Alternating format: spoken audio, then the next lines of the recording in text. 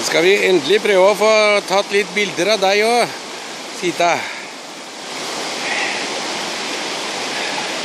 Har lite video av deg. Enda du er den hunden som jeg har hatt lengst. Ja. Ja, du bare kom hit, du. Skal du ut i vannet litt grann? Nei, du skal ikke hjem igjen nå så fort. Neida. Du må være med en liten tur. Ja, gå og hent Sita. Gå og hent Sita, du. Ja, gå og hent Sita, du, Isak.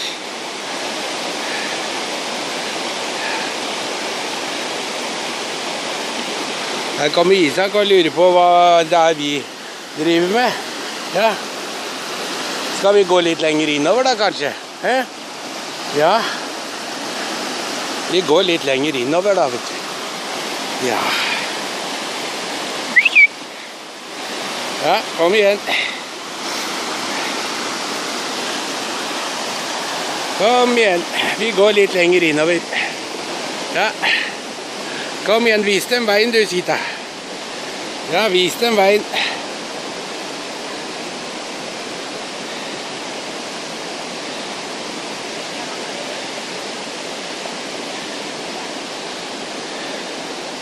Ja, vi skal innover der, ja. Det stemmer det.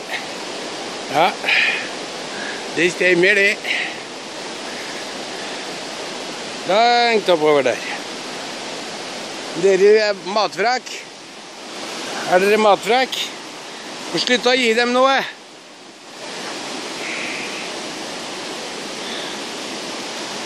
Ja.